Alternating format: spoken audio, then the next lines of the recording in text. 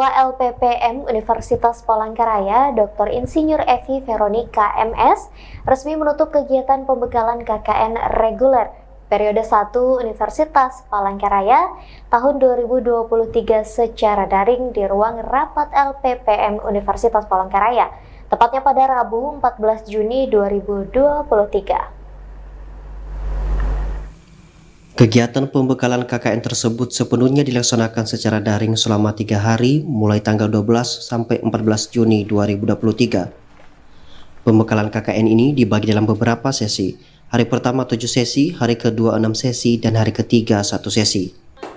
Pembekalan yang dilaksanakan melalui via Zoom dan live streaming YouTube tersebut diikuti sebanyak 1.999 mahasiswa yang akan mengikuti KKN dan juga sejumlah dosen pembimbing lapangan atau DPL.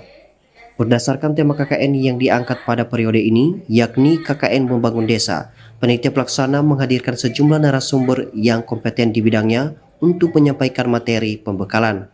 Pada saat ditemui awak media, Dr. Insinyur Evi Veronica MS menjelaskan beberapa target yang harus dicapai oleh Universitas Palangkaraya tahun ini, yakni pembuatan pengembangan database dan website desa, rekomendasi untuk keberlanjutan program penguatan kelompok tani, tersusunnya potensi sosial budaya dan kearifan lokal, pengembangan wisata dan pengelolaan lingkungan, peningkatan ekonomi desa, tersusunnya SDGs desa dalam mendukung isu pembangunan desa, meningkatkan kualitas sanitasi, tersusunnya prevensi stunting di desa, penguatan produksi dan pengembangan ketahanan pangan desa.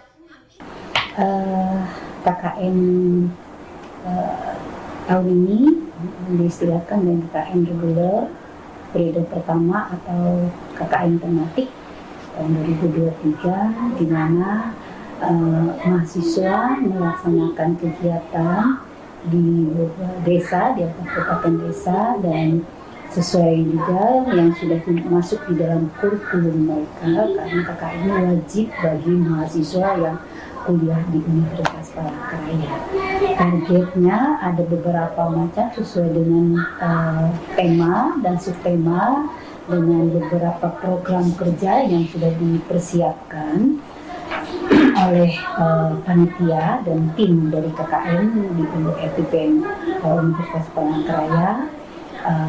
Jadi mahasiswa diharapkan selama 2 bulan di sana mampu menyusun dokumen identifikasi permasalahan lahan dan lingkungan, implementasi ilmu pengetahuan dan teknologi untuk keberlanjutan program-program desa, pembuatan pengembangan database, website desa berbasis elektronik, tersusunnya profil desa, rekomendasi untuk keberlanjutan program, meningkatnya kemampuan masyarakat untuk mengelola kelompok tani, tersedianya faktor produksi dan pembiayaan sesuai dengan kebutuhan. Harapan saya mahasiswa nanti pada saat baik sebelum dan atau sudah di desa, mereka sudah mempersiapkan benar-benar program kerja unggulan mereka apa yang sesuai dengan potensi yang ada di desa,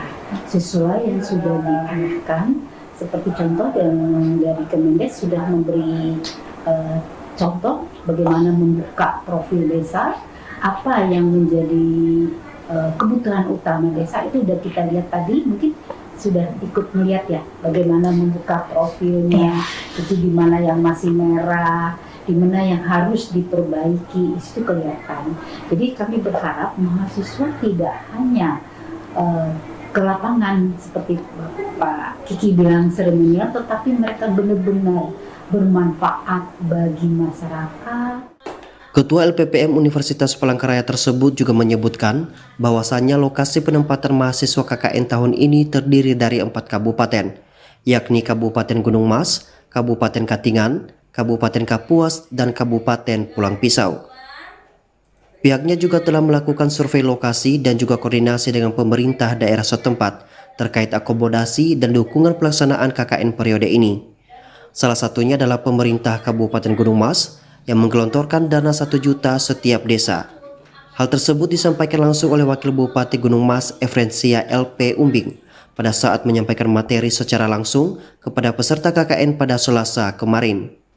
Dukungan dana tersebut sebagai bentuk dukungan kepada mahasiswa karena pada pelaksanaan KKN UPR tahun 2022 lalu di Kabupaten Gunung Mas telah berhasil menekan angka stunting dari 37% turun menjadi 17%. Langkah berani Pemda Kabupaten Gunung Mas ini sebagai bentuk harapan dan optimisme pemerintah daerah dalam upaya pencegahan stunting di daerahnya, di mana stunting sendiri merupakan program skala prioritas pemerintah Kabupaten Gunung Mas.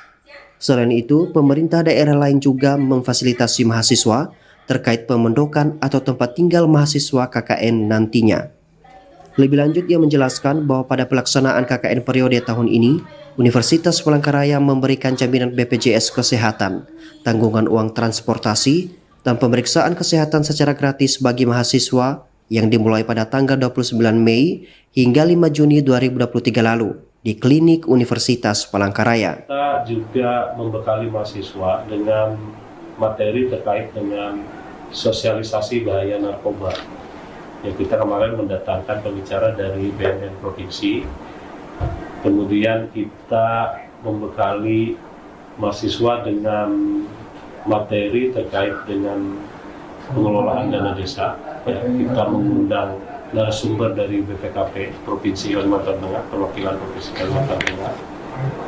Kemudian kita juga memberikan materi terkait dengan UMKM dan BUMDes, ya, Badan Usaha Milik Desa, yang kita undang narasumbernya adalah dari Bangkalteng, ya, Kalimantan Tengah, daerah Kalimantan Tengah. Kemudian materinya terkait dengan pencegahan dan penanganan kebakaran hutan. Ya, pembicaranya Pak Dr. Asmi Nusuk, yang beliau ini ahli atau berkompeten dalam terkait dengan karhutla. Di hari kedua, ya, ada materi yang kita berikan untuk mahasiswa arah kebijakan pembangunan Kabupaten Gunung Mas. Nah, ini perlu kita sampaikan. Sementara itu, Wakil Ketua Panitia Pelaksana KKN Reguler Periode 1 Universitas Palangkaraya, Dr. Kiki Kristanto SHMH, menguraikan apa saja hal-hal yang dibekali kepada mahasiswa yang akan mengikuti KKN nantinya.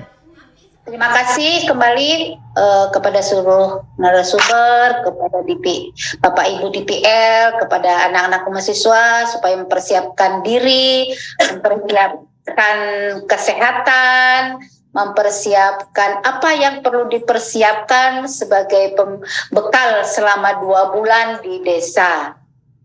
Harapan kami supaya selama di sana ada transfer knowledge yang bisa dilakukan selama di desa. Demikian dengan yang bisa saya sampaikan, yang mengucapkan wassalamualaikum warahmatullahi wabarakatuh.